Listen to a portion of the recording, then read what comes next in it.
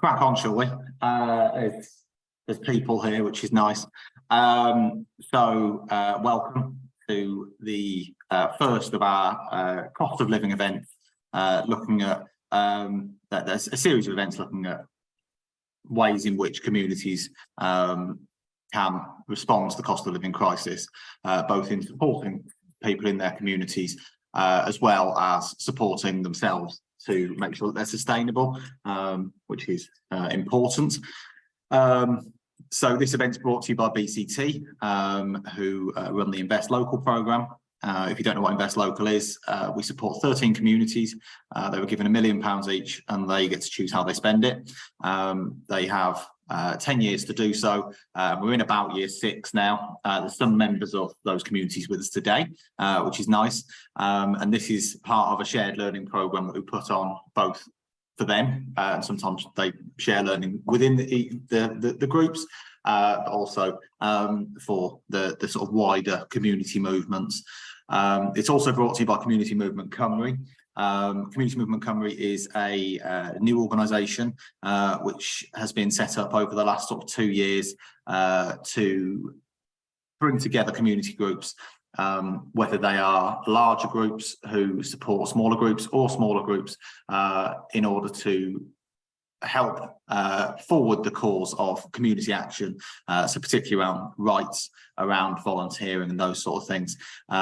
So I'll give you a bit more information about Community Movement Cymru at the end. We've also got a flyer, and if you'd like to join, a joining form, and all the articles and stuff are on a Google Drive if you really want to spend an hour reading legal documents. So that is who is bringing you today's event. Let me just move on to the next slide. So these are the event guidelines. I realise I might be in the way for some of you. There we are. So the event is being recorded. If it's already started recording, but it will pick you up except when we go into breakout rooms shortly. Yeah, it's on record now. I've noticed people in the chat putting who they are and where they're from. That's nice. If you are into doing that, then please do. Also, it's good if you can add your organisation a bit further down the list into your screen name, so we know where you're from. Hopefully mine is. I haven't said that and not followed my own guidance. If you can put your camera on, that's nice. It's always nice if you have a public speaking or someone speaking and you can see people looking at you. It's weird when you're looking at a series of names. And if you can participate especially when we're doing breakout rooms or asking questions of our speakers, that would also be really good. Obviously, if you can stay on mute when you're not speaking. Amy is in a shop, so when she is speaking, you may still hear background noise. So don't think, oh, someone has not got their thing on, but we're grateful for her time. So I don't really care where she is as long as she's talking to us. Obviously, be respectful of others' opinions and experiences. You know, we're all here to try and make things better for the communities we're in, so that's good. And if there are any issues, look for someone with BCT in the name. Cherrie, I realise there are other BCT people here who I haven't told that they need to be aware. So if you can talk to Cherrie, that would be good. I feel like also you're supposed to say, like, if there's a fire alarm planned, if there's a fire in your house, leave. There's no fire alarm planned anywhere. So yeah, make sure you do that. So those are the event guidelines. You could say talk about Community Movement Cymru. So these are the 3 main strands of work. It's obviously going to be a network for community groups across Wales, and in particular place-based community groups. So people who do work in smaller communities around Wales. So not necessarily nationwide organisations. The idea is to influence and shape policies at local and national level that affects community action. A lot of groups already do this. And so, for example, Cherrie did some excellent work with lots of other people on community assets and community asset transfer. The hope is that this can sort of carry on with that level of work and really sort of push on from there. And obviously, there's also an opportunity for learning from each other and doing more events like this, which can be put on by community groups, because there's a lot of events put on by national organisations, but they don't always make sense when it comes down to local level. So that's what Community Movement Cymru is. And as I say, if you're part of a community group and you want to join, then there will be more information towards the end. I'll get Larry to drop the link in the chat towards the end with the information for that.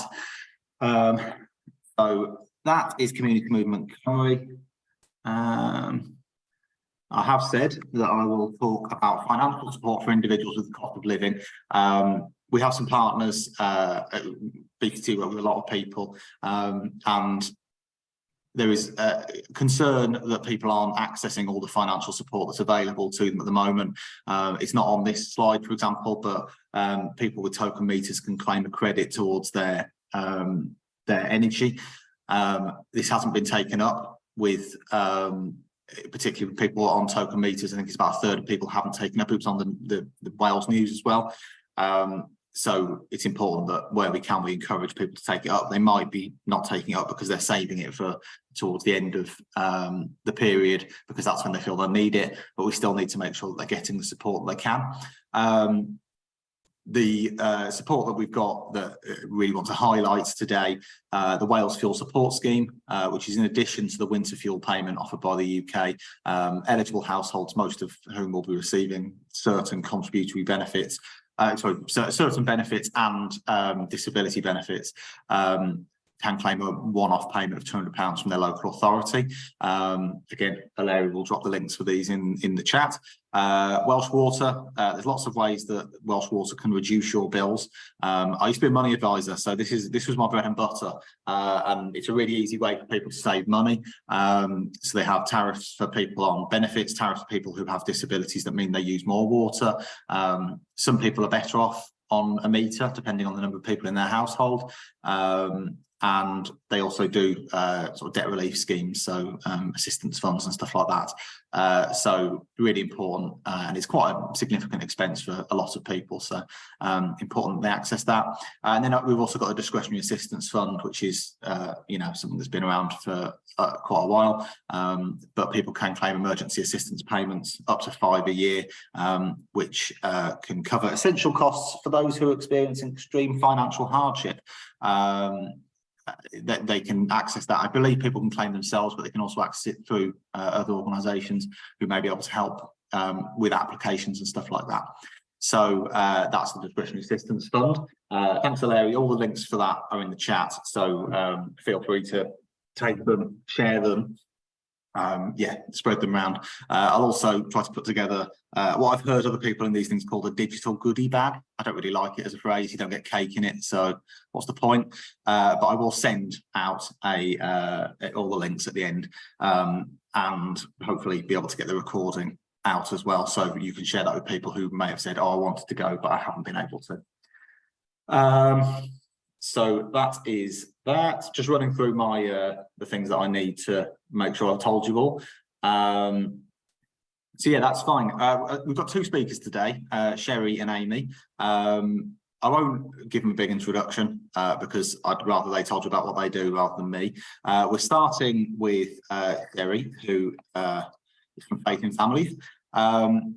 Cherrie, I will just pull up your PowerPoint. Bear with me a second. You can start talking if you want. Thank you.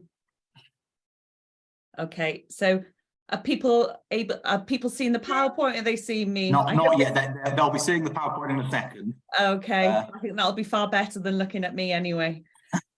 Okay, good morning. Thank you all very much just for giving me some of your time, which I know is valuable at the moment.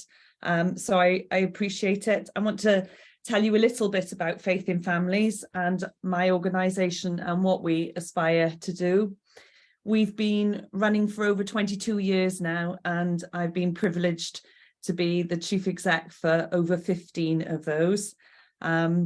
And I think my value in it is that I personally want to live in a world that is equitable, fair, and where people show kindness to each other. And I'm incredibly lucky that I have a team of people around me that feel the same way. So over the last 15 years, we have reached across various geographies, physical, human and environmental, developing urban and rural projects because our footprint is across Swansea and Brecon.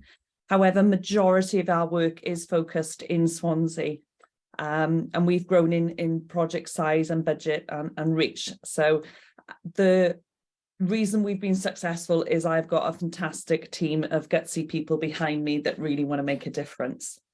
So our vision is a city based on Swansea where every child can reach their potential.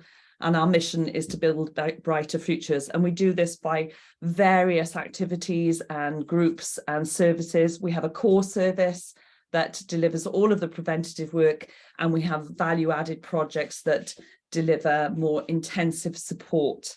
Do you want to go on to the next screen, Mark? How do I say that? Next slide, please. I think. Next slide, please. Yeah. Okay, so we want a place where everyone is a great place to live, grow, work, and belong. We believe that everybody is a human being, and we know that the pain of everyone's journey through the pandemic and now the cost of living crisis. I think none of us experienced the pandemic in the same way. We all had different issues, from anxieties, family pressures, isolation, pain, death, the lot of it. And I think the cost of living crisis is going to be exactly the same for us. We're all going to experience it in some way or other, but it's going to affect us in different ways. And primarily, it's going to be those that are marginalised and disadvantaged that are going to have the most heartbreaking consequences. So as a team, we're there to support people in every way we can, but doing so in a kind and compassionate way. We work with over 500 children every single week that are going through trauma and crisis, delivering them play therapy and early intervention and resilience building. And these children are coming to us with trauma that we had never believed that we would be delivering and supporting as a preventative service. So it just goes to show what crisis really must be feeling like for the statutory services. We work with over 1,600 families every month and adults, delivering anything from benefits advice to training to cups of coffee, friendship and support. So I think people call it the soft stuff. I think it's the vital stuff. And that's what we do. And the reason we do it, next slide. On it, there you go. Next slide, there you go. I've looked at the audience that are on the screen today. None of you don't know this.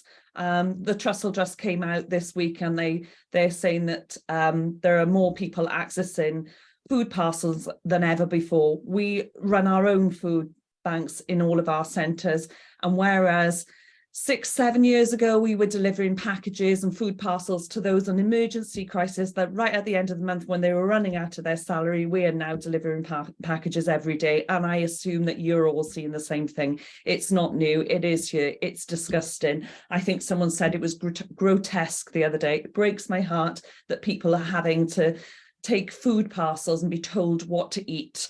And if you can just imagine what that must feel like to day in, day out, be told what to eat and how to eat it. But that's the reality of what's happening at the moment, and it's getting worse, as we all know. Next. The other thing that we're all aware of is I went to a breakfast meeting last week, and there was a gentleman from the Bank of England speaking to us, and he was explaining to us that we're about to go into a recession, and that he looked at the audience and he said, we're going to have to make really hard choices. He said, we're going to have to decide whether we're going to continue with our Netflix account. And he said, and then we're going to have to decide whether we buy value-owned cornflakes or Kellogg's. And he joked and he said that there are other brands that were applicable. I don't think that's any joke. And the day that I went to this breakfast meeting, Citizens Advice had produced data that showed 3,612 people in September could not afford to top up their prepayment meter. That means that they weren't deciding whether to have Netflix or not. They were deciding whether to eat or to put the electricity on. Netflix was not their consideration in any shape or form. And they weren't deciding whether to have Kellogg's or shop-owned cornflakes, because they were buying shop-owned cornflakes anyway. And what they were deciding whether it was going to be milk or water. And when I asked him about this, I challenged him and I said, I don't think it's any joke what these families are going through. He said it wasn't the Bank of England's issue and that it was a government's issue. Now, personally, I think poverty is everyone's issue. And whilst I personally will not I will survive this pandemic without a doubt. There are people that are not going to, and I think it's people like us and community organisations that need to be the voice of what is going on, to advocate what it really is to the people in power, in place, people like the Bank of England and government. So next, I want to tell you a story about one of our clients and how we dealt with it. We had a little boy that joined our after school club at the beginning of September, and he came into the setting and he took his shoes off to play a game. And at the end of the game, the play worker went to put his shoes back on and they didn't fit. So when mum came along to pick him up after work, the play worker explained the situation and the mum burst into tears. She explained that she hadn't been able to afford to buy the new school shoes at the beginning of school term for this little boy, and that she'd been squeezing his feet into the shoes and that he hadn't noticed that that wasn't right. She then went on to explain that there was no food in the cupboard and the fridge was empty. So we accessed a crisis loan through a grant that we get through Children in Need, and we took her shopping. We bought the little boy new school shoes and we bought bare essentials for the cupboards, and we put milk in the fridge. The little boy was so excited. And when we asked him what he was excited about, it wasn't that he was going to be able to walk in comfort anymore, because he hadn't realised that he wasn't. But he was excited because he was going to have milk on his cornflakes for breakfast the next day. Can you imagine that right now in 2022? It's in Swansea, Kirsty, round the corner from where you are. You know, this is a little boy that was waking up every morning, having water on his cornflakes and taking steps into school that were painful. So if you think that the trauma and the crisis that we are seeing is quite catastrophic in our communities, and we have to be compassionate with our staff as well, because that play worker went home that night and burst into tears because of the hopelessness that she felt thinking about that little boy every day. So I think what we need to do, we can't change the crisis. We can do little things and we can support our communities in every way that we can, but we can do it with kindness and compassion. We can do it with understanding, and we can actually dig deep into the stories and find out what's really going on. This was a working mum and she couldn't afford to buy new school shoes for her little boy. And this is in Swansea in 2022. It's not right, it's not fair. And these are the things that we're dealing with. Next slide. Okay, so one of the things that we're doing in Faith in Families, we get overwhelmed every year, and it's amazing. We get wonderful, grateful, brilliant people donating fantastic presents to us every year, and we get inundated the last 2 weeks of Christmas with toys. But what we have to do in our centres is we have to unwrap the gifts, because we can't just give the gifts out to children. And then we have to try and match up those gifts with the child to see what child we think would like that football or that jigsaw puzzle. And every year we find it a challenge, because we understand the gratefulness and the gift that's been given to us, but it's not right and it's not with dignity. So this year, more than ever, we're asking, if people want to and choose to, that they give us a voucher that we can turn into cash for that parent to go and choose a gift that the child actually wants, and give back some of the dignity to the parents at a time where they have no hope at all. And this is just a taste of some happiness that they get at Christmas time. Mark, can you play the video, please?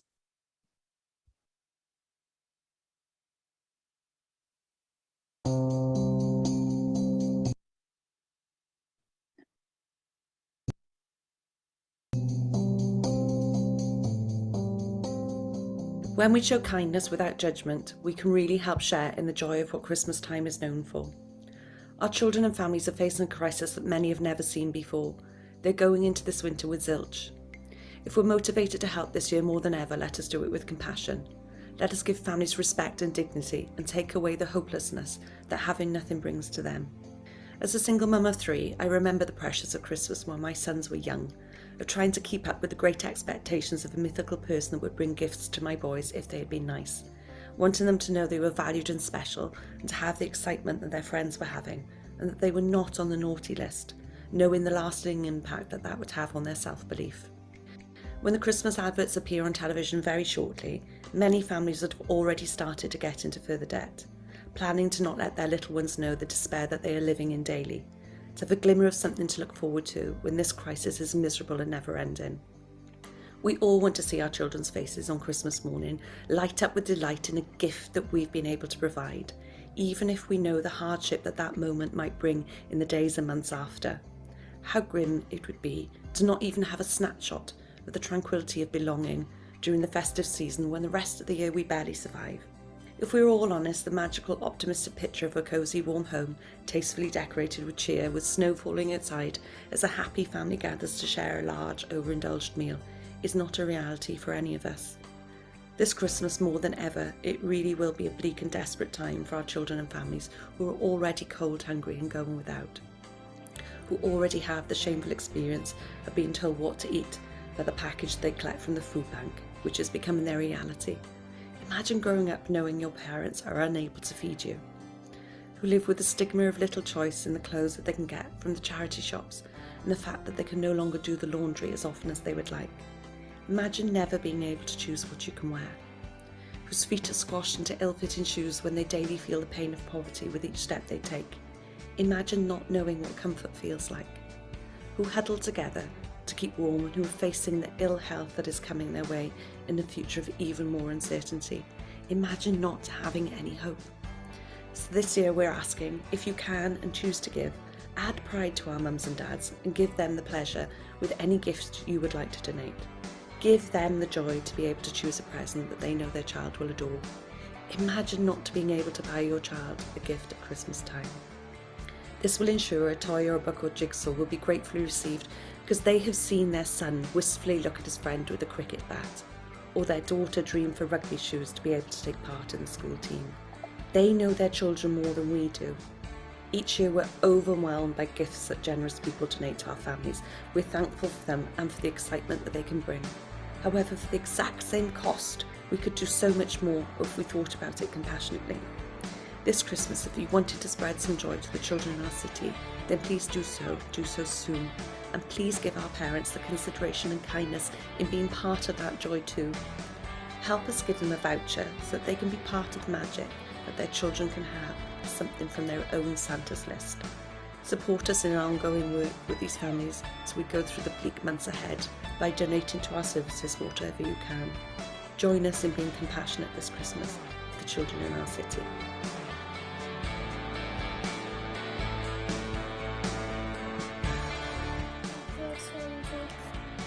Thank you, Sandy.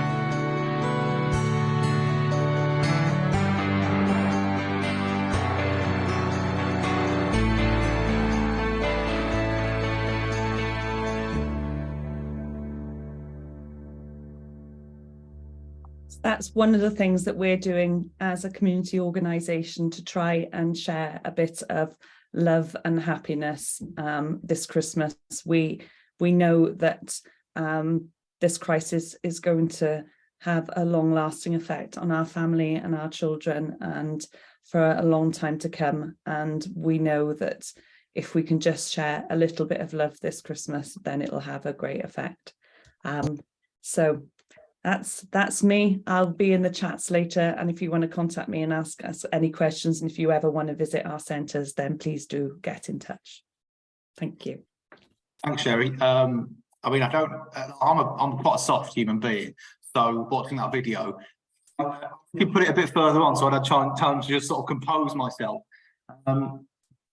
Very important though, if anyone has got any questions they'd like to ask now, I'm sure Cherrie can answer anything that's come up. Otherwise, I will get, obviously you can ask them in the chat and those sort of things. We have probably got a bit of time if anyone has got any questions. I've got a question. Sorry, I've lost everybody's picture, but I wonder if you can hear me. Yeah, we can hear you. So yeah, it's quite a big call. Yeah. So there's not a lot of space. Really powerful presentation, Cherrie. You can't help but be moved. I wonder whether you use any film of people talking about their circumstances, themselves. We found recently in a project where we brought somebody in from East Milford to talk with a group of people about life and disadvantage in East Milford is incredibly powerful. Of course, it's powerful from you as well, but do you use the experiences of people directly at all? I know it's a difficult area and sensitive as well, but is that something you consider? It's a funny one, Sue. Is that me or is that Mark? It's Mark.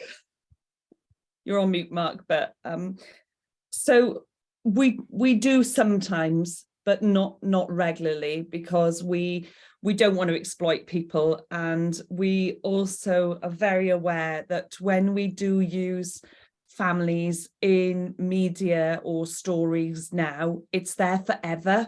And whilst right at that real-time moment, they might feel happy to share their story and to share the situation they're in, they don't want then in 5 years' time for that to still be around, and it is. Absolutely. So it's a delicate one, and we do it with great awareness, so that if there is generally, if a minister or a decision maker wants to meet with families, then we will speak to a group, and we'll gather around people that will speak at that point, which is fine, because that's not embedded into the future. So if a minister wants to come, like Mike comes around often and he meets with lots of people, but that's not there, that's not in the media for years to come.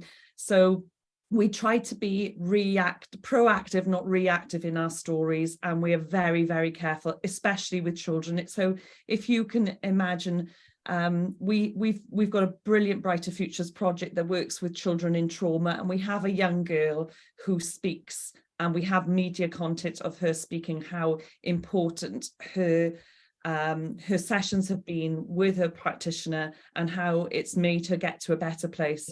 Now, she does not want that around in 5 years' time. Yeah. So it's a fine line, and to be honest with you, I'd rather use photos and speak and stories and real life in person than put in something that, because there used to be a saying that it'll be tomorrow's fish and chip paper. That's not the case anymore. Once it's on social media, it's there for life. So if we ever use family stories, we do it very, very carefully. And anonymously, Cherrie, presumably, Thank you very much. Thank you for your answer. Thanks. There was one question in the chat from Sophie Williams, which I think Cherrie has just got an answer in, about North Wales. I imagine that Cherrie probably has contact all over the place, but I don't imagine she's an expert everywhere. But absolutely, we will have people who may know, and there are, we have projects in St Mellons, or there's an Invest Local projects in St Mellons, where there's definitely something similar happening. So I'm sure in your area there will be something similar. So yeah, thank you, Cherrie. That was really good. Just about managed to get my composure back so I can start talking again, which is good. Just in time for Amy to tell me about giving nappies to people, which will also set me off. So, but that's again not a problem. Hopefully she'll end on a cheery note so I can pull my face back. So without further ado, Amy is the officially on LinkedIn the director of Awesome at Awesome Wales. Is that still your job title, Amy? Yeah, that's my job title. It always gives people a bit of a giggle when we first meet. Okay, lovely. Right, over to you. You crack on. Be awesome. Cool. So hi, I'm Amy Greenfield. Like Mark said, I'm director of Awesome at Awesome Wales. basically my job is so wide and varied that we couldn't find a job title that really fits, so that just kind of stuck when we first opened. My background is all in the third sector. I've worked in digital and fundraising for various charities and third sector organizations for the past 20 years, and we decided, myself and my husband, back in 2019 that we wanted to open our very own social enterprise, and we wanted to focus on providing local families with the ability to shop ethically and in an environmentally conscious way, but at an affordable price. For those of you who aren't au fait with social enterprises, we are what's called a community interest company, and social enterprises are basically businesses where their primary purpose is addressing a social or an environmental need rather than creating private profit for shareholders. We can try and kind of bring together our entrepreneurial skills to provide a service to the local community. So in July 2019, we opened our first zero waste store. That's what we like to call it, in the middle of Barry. We had an awful lot of people tell us that was a terrible idea, and that opening in Barry wasn't the right location, that we should look at Cowbridge or Penarth or somewhere a bit more sort of middle class. But we lived in Barry, we love Barry, and we decided that Barry deserved and needed a zero waste social enterprise. So primarily our social aims are to help to protect the environment, to help local people to shop better, save money and eat more healthily, all while doing their weekly shop. So we basically provide a plastic-free shopping experience. People can bring their own containers to refill things like whole foods, rice and pasta, seeds and beans and dried fruit. We do refills on detergents, laundry products, cleaning materials. We do shampoo and conditioner, moisturizer, anything that you would normally buy in a plastic bottle or bag in a supermarket. Pretty much you can come and refill it here without that plastic packaging. And we've made quite a lot of hard decisions as a business in terms of what we're going to actually offer. We have a coffee shop as part of the business, and we decided straight off that we were never going to provide any disposable cups as part of our coffee shop offer. And that's a bit of a sort of strong stance to take, especially in the current economic climate, potentially turning customers away. But actually our customers really, really get behind the fact that we only refill reusables or let people sit in with a cup of tea or a cup of coffee in-house. And we sell a lot of other sort of ethical and zero waste products, so things like bamboo toothbrushes, metal safety razors with replaceable blades.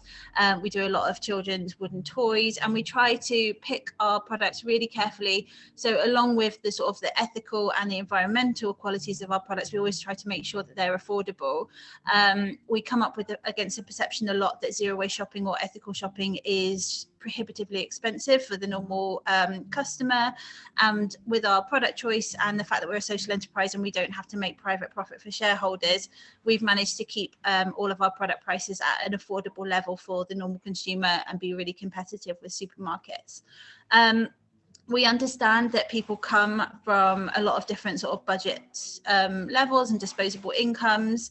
But we believe that that really shouldn't restrict you from being able to take part in the sort of environmentally friendly lifestyle. So when we opened, we had a range of about 400 items. We've now expanded to nearly 2,500 items, but we keep a kind of core range of products that are sold at basically minimal margin, so therefore at a lower cost to the consumer, which means that anybody who wants to come in maybe to refill something like porridge oats or washing up liquid can do that at a price that's really competitive with the supermarket and much cheaper than anybody who is buying sort of eco-friendly brands at the supermarket, definitely. So our pantry staples range includes things like rice, bran flakes, oats, enabling people of all budgets to take advantage of that range whilst also ensuring they're buying good quality, ethically produced, eco-friendly products.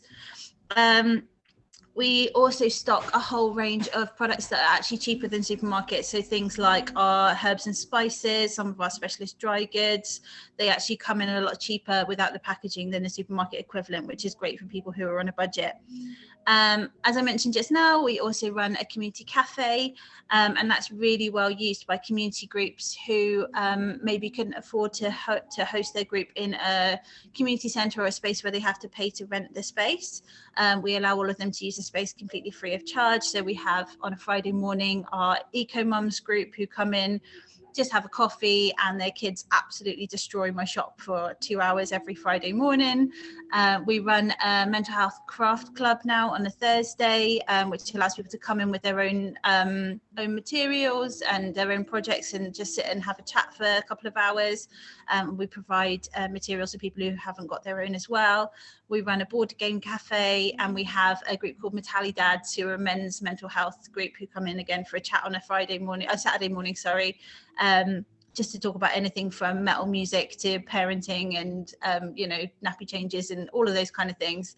Anyone who considers themselves a dad can come along to that group and just get stuck in and have a chat that's not just all about lavish things and football. They can actually talk about real life, which is great. We serve thousands of local residents each month. So in 2020, we expanded out of Barry and we opened our second shop, which was in Cowbridge. And this year we've actually opened a stand at UHW in the Heath in Cardiff. So we've got a little fruit and veg stand outside the concourse at the Heath Hospital, which is great to be able to serve the NHS staff there as well. We're primarily self-funded, so that our retail sales are what allow us to sort of continue our work, and also our community projects, which I'll come on to in a minute. That is, at the moment, with the current financial climate, increasingly difficult. So we are seeking external funding for a few of our projects at the moment, but it is tricky for us as a CIC, community interest company, rather than being a charity. External funding can be a bit of an issue for us, because we don't seem to be as eligible as other organisations. Some of the issues that we're dealing with at the moment is the perceived affordability of ethical goods is one of the biggest ones. We also have to sort of come up against the fact that we tend to stock things that are a lifetime purchase. So the coffee cups that we offer, or the lunch boxes, those kind of things, we kind of make sure that we're providing a product that's really well made, that's ethically sourced, that everyone in the supply chain has been paid fairly, that it's not going to be damaging to the environment in terms of the way it's produced or the materials that it's made from. And that can seem expensive, but we've chosen our products really, really carefully to make sure that they are a lifetime purchase and they are going to last. We're also looking at sort of where is the cost being felt for cheaper and more disposable goods. So that's part of a conversation with our customers. Sometimes that, you can buy I don't know, as an example, a cheap vacuum water bottle from maybe a supermarket. And our question to our customers always is, where is the cost of that product actually being felt? Is it going to be in the fact that it's not going to last you as long, so therefore it has a higher environmental cost? Is it the fact that the producer or the maker isn't being paid a living wage to make that product? We kind of carry on that conversation with our customers. And the other issue we come against a lot of the time is things like people relying on supermarkets like multi-buy offers and pre-packed sort of high volume products. So we're trying to kind of communicate to people that actually sometimes that's not a cost saving way of shopping, buying things in a high volume package than you actually need. So we're looking now at solutions and the things that we offer our customers, and there's a whole bunch of stuff that we've been able to roll out, especially since the pandemic has allowed people to meet together more and come together in local groups. So I'd encourage everyone, regardless of where you are in Wales, most counties now have some kind of local eco hub or a zero waste shop. There's, I think, about 30 zero waste shops across Wales, and they're a really great resource for knowledge and products that some of the people that you're working with might be able to access to help them to budget and make their money stretch a little bit further. One of the things that is really key and kind of core to our message is buy just what you need. Being able to buy things loose means that if you only need, 2 carrots or 200 grams of rice or 2 teaspoons of cumin for a recipe, you can absolutely do that, and you won't be penalised on price for buying a smaller volume. It helps people stretch their budgets. It helps them try more exciting recipes without the extra cost of a huge packet of something they may not use again. And it also helps to cut food waste in general. Globally, approximately a third of all food produced is wasted. In the UK, we're looking at around 9.5 to 10 million tonnes a year of food is thrown away. and you've got 8.5 million people who are in food poverty. It's an absolute, it's crazy to think that much food is being thrown away when people are going hungry. So yeah, we definitely encourage our customers, buy what you need, use that as a way of budgeting and making sure that you have everything you need in your shopping basket. We also encourage people just to ask for advice on cheaper products. For example, if I have someone come in to us for the first time as a customer, I always point them towards the herbs and spices. If you go into your local supermarket, I think probably the cheapest jar of basil that you can buy at the moment is around 75 pence. If you bring that same jar back and refill it with the same volume in a zero waste shop, it's going to cost you anywhere between 20 and 30 pence to refill. So it's a lot cheaper. There's also the option for people to ask us how to use the products better. So, for example, if somebody's buying carrots with the greens on the top, we encourage them to use the tops to make carrot top pesto, not to throw them away. We tell people how to cut food waste by using proper storage methods, how to store veggies in the fridge in different containers, for example, standing carrots and root vegetables in water. And then we also encourage people to do different things with their veggies, like pickling, dehydrating, give them lots of different recipe ideas to make sure they're using up everything they're buying and making their budget stretch as far as possible.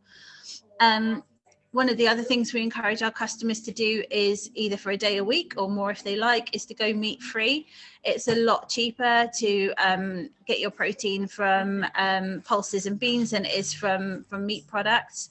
So that's a really great way for maybe having 1 or 2 family meals a week that you can substitute with some meat-free options.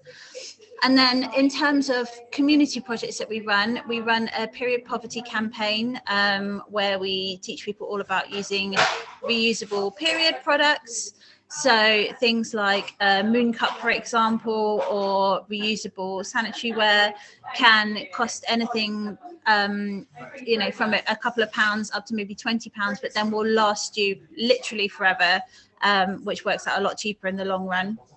We also run from here the Benthig Library of Things for Barry, which is a way for people to borrow very cheaply items that they may not need to have, they may not need to buy, or they don't have space to store, or they don't need very often. So from anything from £1 a week, people can borrow a pressure washer or a slow cooker or a tent, carpet cleaner, food dehydrator. And it just means that it's another way to be able to sort of try something or get an item that you desperately need to use maybe once or twice a year for a really cheap cost. Huge thanks to Mark for when he was working at the Vale Council. He helped us to set up that project in Barry, and it's just gone from strength to strength. So yeah, it's really popular. I think at the moment I've got 18 different items out on loan. So it's really popular with the local community.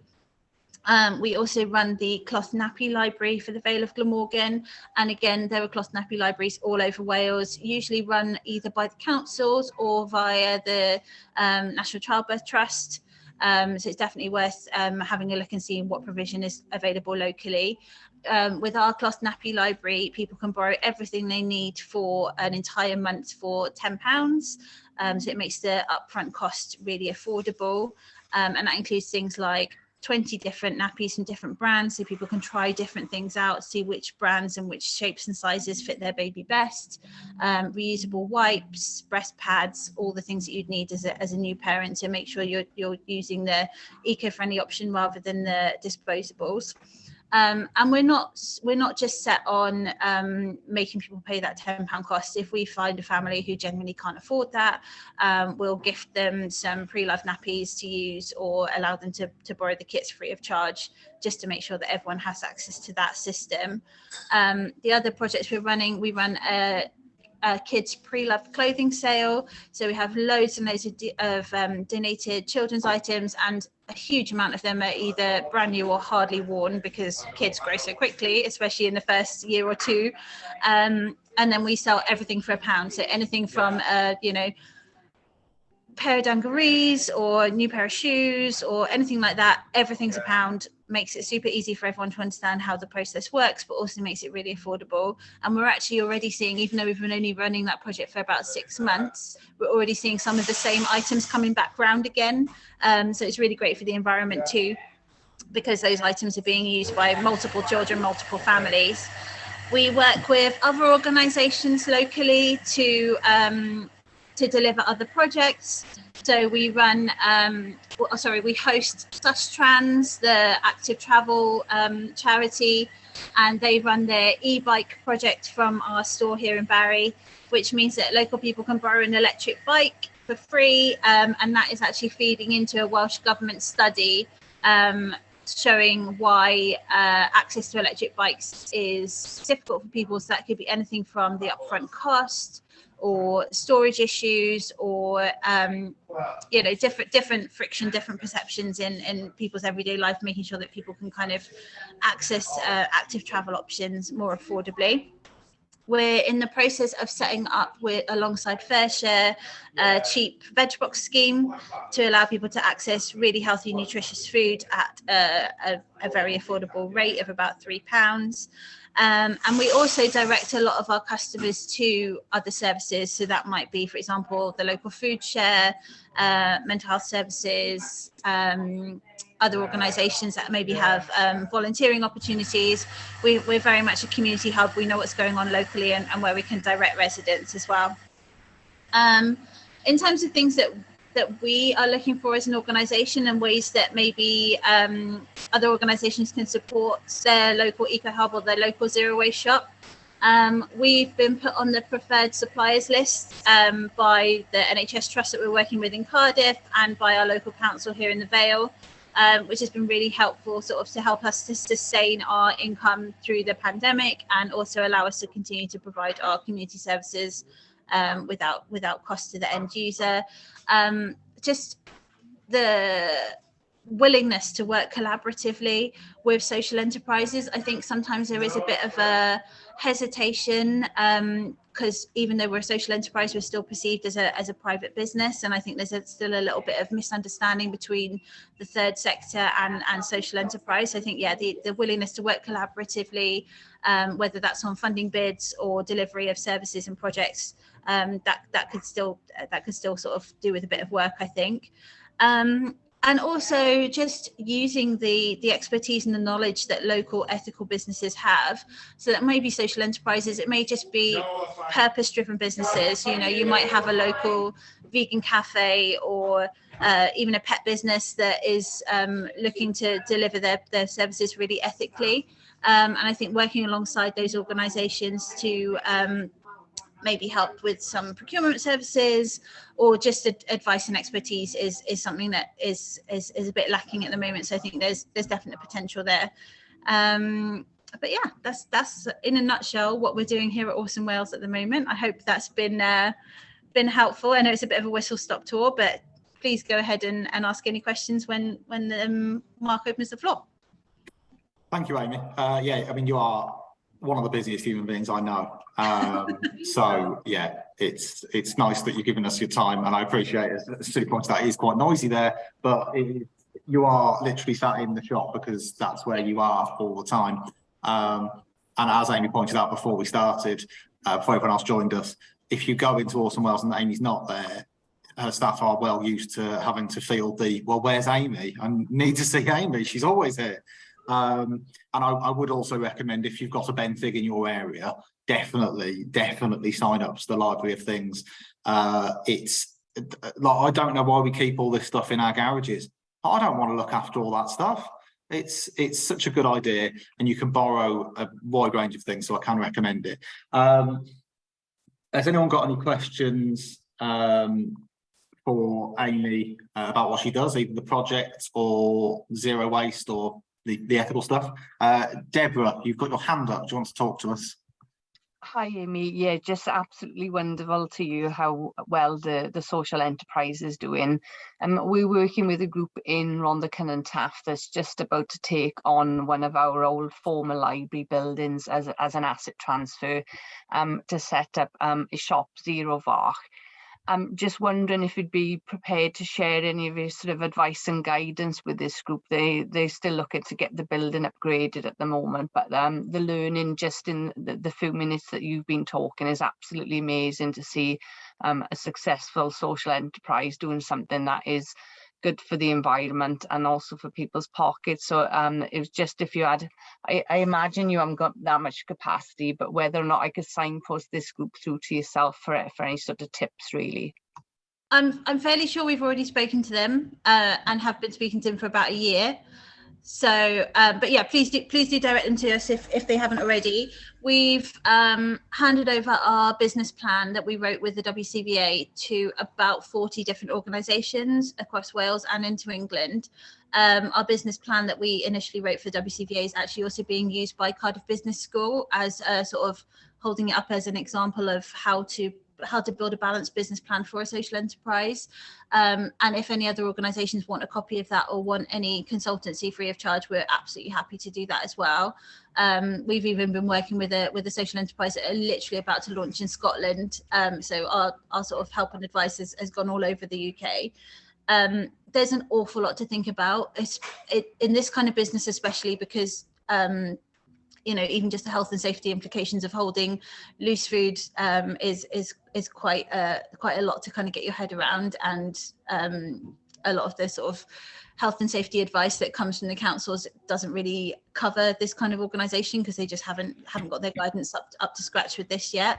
But I think there's also a whole load of other considerations around how you put together ethical procurement policy and environmental policy and everything else that goes into funding bids, whether it's equal opportunities, Welsh language, all of those kind of things. We've spent a lot of time developing all of these policy documents, and there's no need for other organisations to reinvent the wheel if they can kind of take 90% of what we've done and just add their own spin on it. We're happy to share all of that. That's amazing. Thank you. Thanks, Deborah. Gwen, you have your hand up. I do. It's a question, it might be more for Cherrie, but Amy may have some input on this as well. I'm just conscious we're supporting staff in different areas that, you know, as Cherrie, you mentioned it, are facing more increasingly difficult situations they're having to deal with. And I suppose it's just if there's anything in particular that you've thought about that helps staff in terms of their own resilience in, you know, in dealing with that. Okay, I'm gonna share you a story. We had a volunteer deliver a food parcel to a family that was isolating due to COVID. And when she got to the house, it was a team member, and we were totally unaware that the team member was accessing food parcels. Working mum, working full-time. Childcare costs during the pandemic had thrown her into crisis and debt, and she was accessing food parcels monthly, and it just so happened that she got COVID and couldn't go out and get her food parcel, and therefore one of the volunteers that she supports delivered a food parcel to her. So if you can imagine the mental effects on both the volunteer and on the team member, on top of the actual hunger that member of staff is going through. So I just think it all goes back to treating people as human beings with compassion and kindness, and actually giving people the space to share what is really going on in their lives in a safe way, and having some understanding of that. We were quite fortunate at the time to be able to then give the team member an added crisis loan, because, you know, those she fitted in perfectly, but hadn't come to us because she was a staff member. So it's again about, as Mark was saying, it's about understanding the benefits that are there for you, and enabling you to access the benefits that are there for you, and then understanding sometimes why you are not accessing those. And it could well be that you are aware that they're there, but you just have difficulty in applying for them. I don't know whether that makes any sense, but it's all about just you know, always being aware of other people's situations, I think. Gwen, does that make sense? Yeah, no, absolutely. I think that one of the areas I'm working in, what they found was effective is just having a space where they can practically talk about what's happening, because that helps them on a logistical front, but also just gives them then space to, you know, talk about the awfulness of it a little bit, if I'm honest. Yeah, I think we've got a tsunami coming towards us, regardless of whether I mean, I'm just going to put extra jumpers on. I'm going to be able to put the heating on eventually, etc. I'm going to be able to feed myself. But I'm in our teams, we're going to see communities that are really facing destitution, and that's going to have a mental health effect on our teams as well as the communities that we're supporting. Yeah.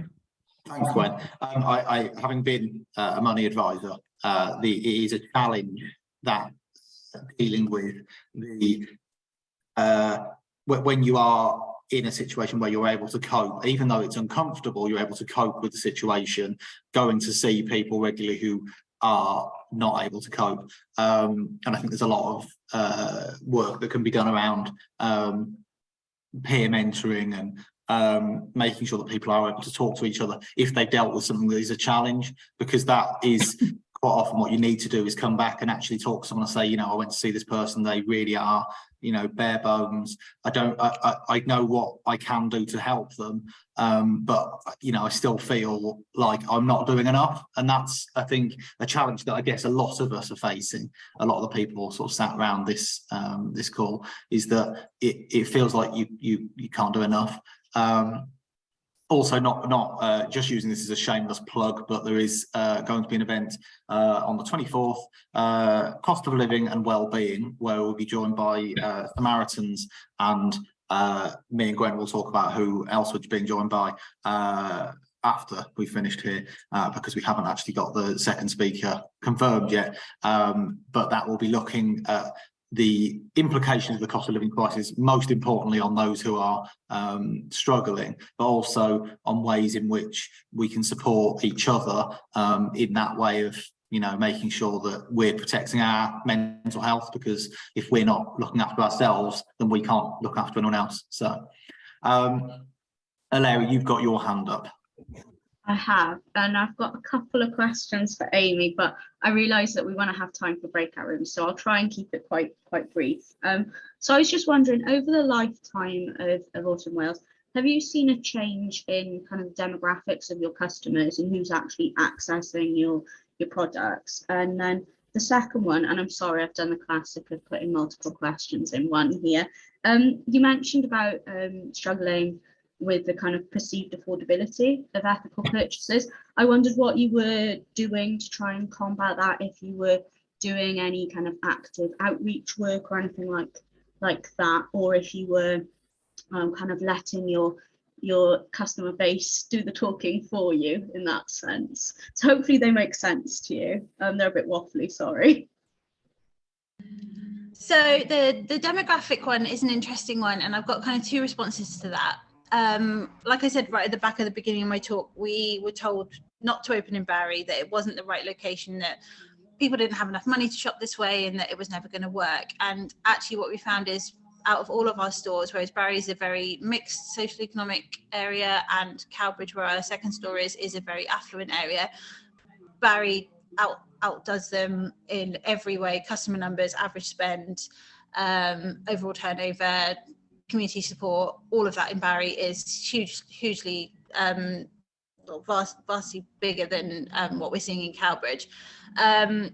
I think that places that have people who've struggled, whether it's financially or as a community, because Barry is obviously a sort of post-industrial town who's seen a bit of decline and is kind of hopefully on the sort of the upswing now. People really want nice things and they value nice things in their community. So we've actually had really strong support in Barry. And it may not be people doing all their shopping with us, you know, they may still have to go to the supermarkets or to other places to top up their other bits. But people really want to come to us first and see what they can buy here before they head off to the other retailers. We've seen a change of people's shopping behaviour post-pandemic, especially now while people are having to watch carefully what they're spending. But in terms of customer numbers, we're actually seeing more people come in, and it's very much word of mouth. Barry's quite an old school town. I have a lot of older customers who literally go home and tell their friends about their purchases, whatever they've bought that day. It's more that than, you know, social media and sort of more modern ways of sharing information.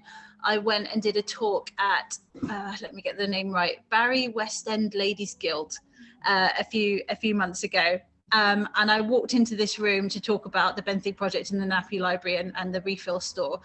And every grandmother in Barry was sitting in one room with their business, their bingo cards ready out in front of them. I basically was just an interference with them getting on to play bingo. And I talked about all lots of different things. The Library of Things project they were really interested in. And then I talked about the refill store, and then I mentioned the statistic about, you know, how much it costs to refill your basil, and suddenly all the chatter and everything died down and everyone was listening to me, and they were really interested in, you know, just the fact that you could save 30-40 pence on one refill was suddenly really interesting to them. And over the next few weeks we suddenly saw pretty much every grandma in Barry coming through the doors just to have a little recce, have a little look, bringing their little containers in to refill with, you know, raisins and sultanas for their baking and that kind of thing. And so, yeah, word of mouth and real community outreach, one-to-one, works really well. We're also a very, I don't know how you put it, a very personality forward business. So we give a lot of ourselves, myself and my husband Stuart, to the business, and people know us. They respect our decisions in terms of what we put on the shelves, but also the advice that we give to people. So if people come in and, you know, they say to us, I'm on a budget, I've only got X amount to spend, what can I get? What's the best option? They sort of are happy to sort of take our advice on their shopping choices. So yeah, that respect and that trust that we have with the community is really important as well. Oh, excellent. Sorry, Larry. Yeah, I think it's a really good thing, especially when you can be, you know, do that sort of outreach, and when people start to take notice, that's always nice, isn't it? What we'll do now, we've got 25 minutes left. We've got discussion, which we're going to do in breakout rooms, of which there will probably be 3. Well, it should be 3 because there's 3 questions. Group 1, room 1, will be how can community groups complement local government in their response to the cost of living crisis. The group 2 will look at what resources are available in your community that you feel can help other community groups. And the final one is what gaps in the response to the cost of living crisis you see are yet to be filled. So I'll pop you in rooms. There's no one talking in your room. I'll be sat in here, and I'll pop you into one of the other rooms where hopefully there will be providing. So if you just give me a second while I sign the breakout rooms. I'm going to do it automatically, so hopefully you won't all just appear in groups with people who you already know. You might get to speak to other people, but I'll send you in now. I'll give you sort of 7 or 8 minutes, and then we'll bring you back to have a little final catch up before we move on. So before you send us in, Mark, are we going to be feeding back when we come back, or are we just going to let's do that? Yeah, like let's 3 main feedback. points? Yeah. So yeah, room 1, what can community groups complement local government in their response to the cost of living crisis? Group 2, what resources are available in your community that you feel could help other community groups? And what gaps are in the response to the cost of living crisis you see that aren't yet being filled? Just going to make sure that we've got people in.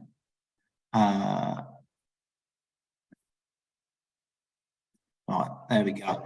You should all be disappearing now. If you aren't able to contribute, feel free to stay in this room. It'll give me an idea of if there are any rooms where only people.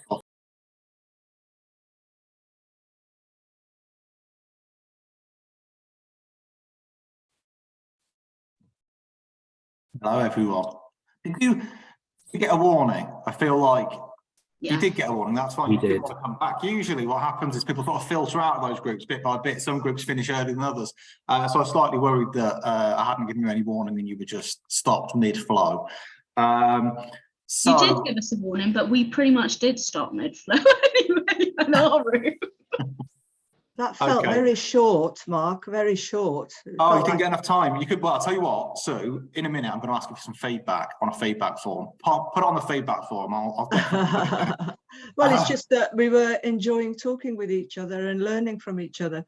That's good. I love it. Absolutely love it. It's really good. Apologies, it was too short. I appreciate. I think I'll work on my chairing skills and I'll put it down on my own feedback form.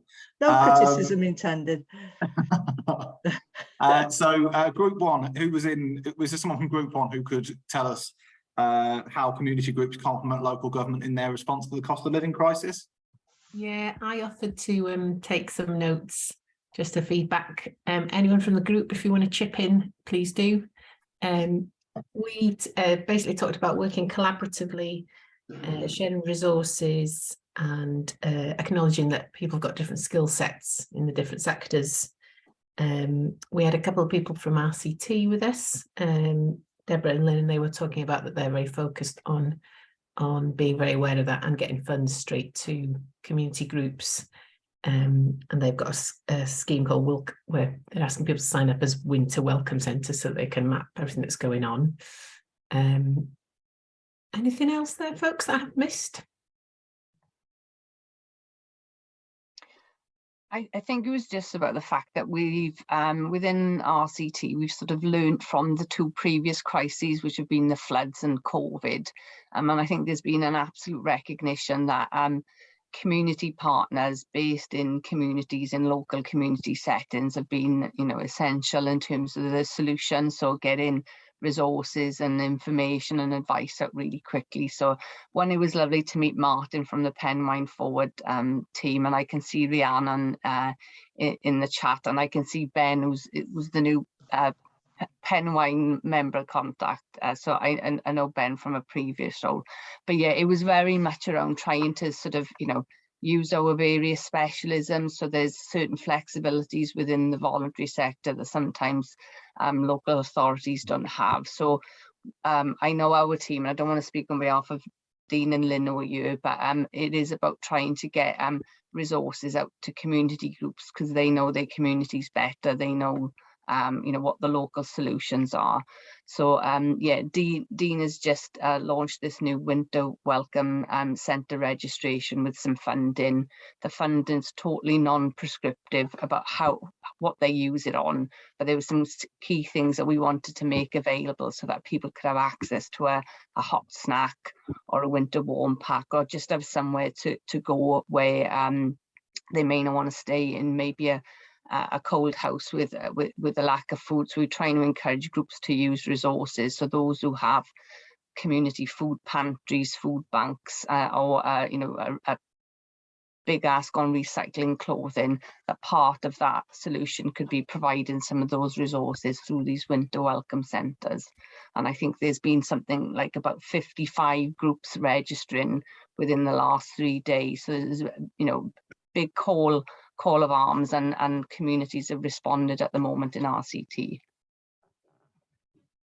Lovely stuff. Yeah, another plug. The last session, which I believe is the 5th of December, is about warm welcomes and looking at that sort of thing. So definitely one that's worth attending if it's something that's interesting to you. And I'm glad I managed to get some people from local authorities in that first question, because I think it really helps to get the perspective of both sides of that. Also in the spring, we'll be looking to do more alongside WLGA. So there will be more around, I imagine, things like warm welcomes, but also collaboratively working. Lynn, you've got your hand up.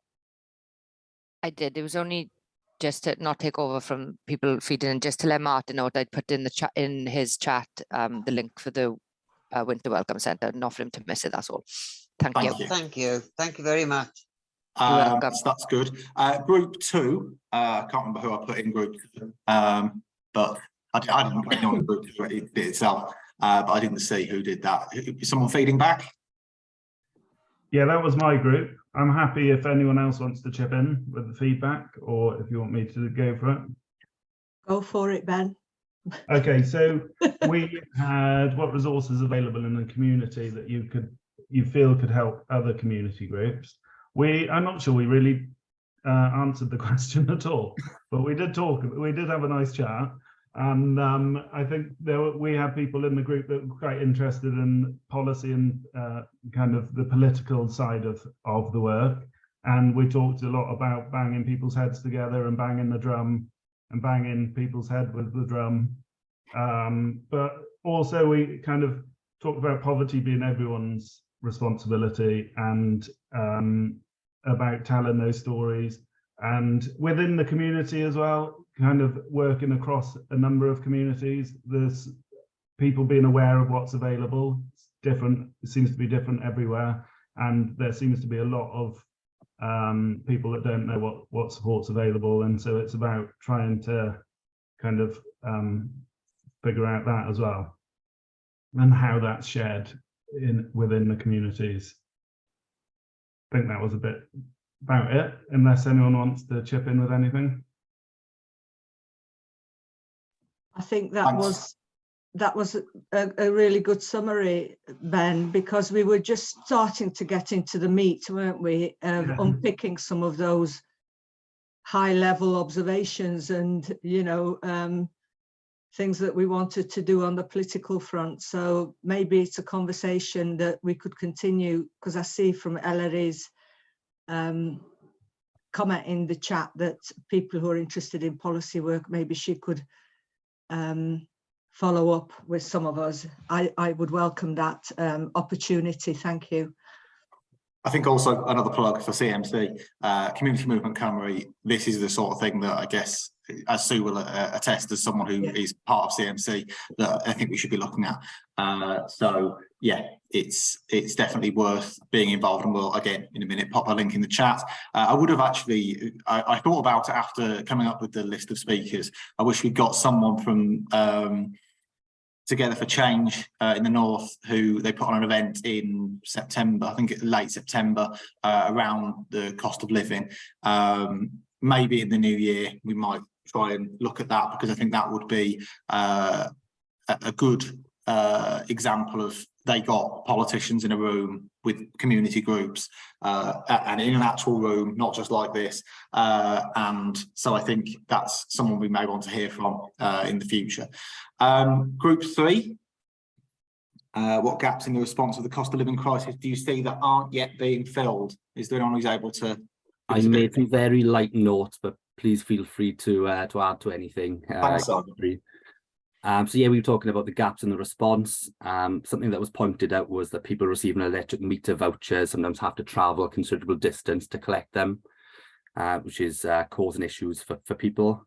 Also rural areas, those dependent on oil for the central heating, for example, are also probably not receiving the support they need. Some of them have to put in minimum orders of £1,000 apparently for fuel oil, which you can imagine can be a huge amount of money for Angora.